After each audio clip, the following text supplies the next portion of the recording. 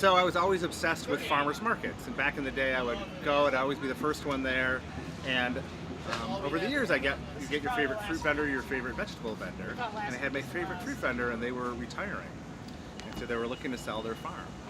So I thought about, hey, that would be interesting for a business, and of course I lived in Chicago, I didn't know anything about farming, so I let it go. Started the next season and they were still for sale and they were still doing it.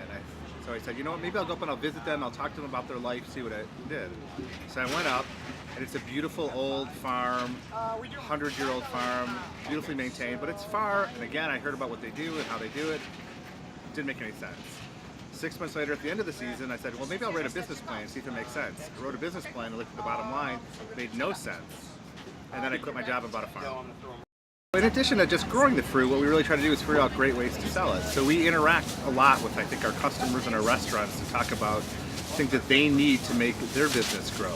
So we started doing a lot of custom growing for restaurants. If they have a certain product, whether it be fruit or vegetable, that they're looking for, and they can't find enough of it, we'll try to grow it. So we really try to interact a lot and not only grow amazing fruit, but talk about certain needs. And then I do spend a lot of time trying to grow unique and interesting stuff. So we try to grow all kinds of fruit that most people have never seen or don't normally grow. We've grown stuff, and the first year it's been a disaster. So sometimes it takes a year or two to figure it out, and how to pick it, and how to grow it, and how to treat it. So some stuff just doesn't make it, but that's part of, I think, the fun and the interesting thing. So we're really not about just growing large quantities of the same thing. We're really about growing a lot of unique, interesting stuff and making it taste really delicious.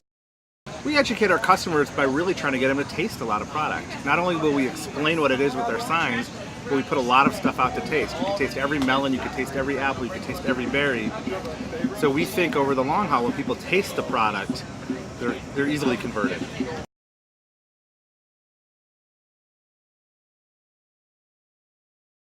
Organic food is really good because you know that what you're putting into your body is natural and good for you.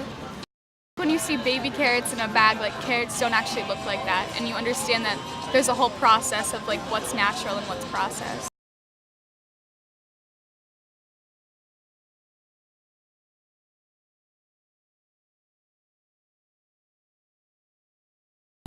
All right, I was a musician previous to this incarnation here, organic farming.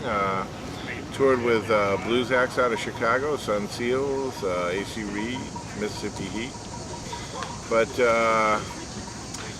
wanted to do something that was, I don't know, give back a little more substantial.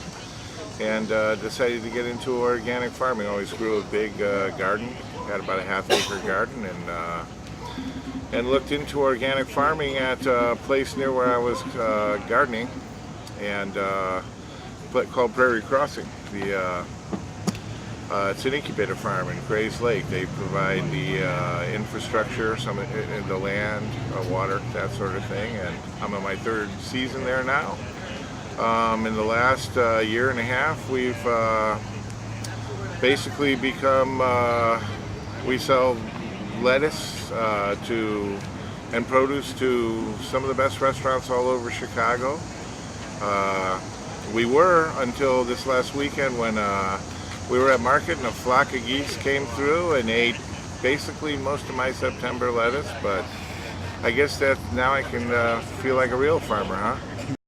I grow organic because I'm convinced that it's the right thing to do. I mean, the diversity of species we see out there, indicator species like amphibians, there's frogs everywhere on our land.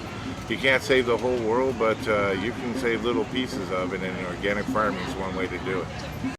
Most of the restaurants that I sell to are committed to buying from smaller farmers, locally grown. They understand the value and the shelf life they get, the quality that a smaller producer can deliver. And frankly, I haven't had to do much educating. I just put the product out there, and when you grow the right stuff, it's basically chef crack. They'll find you.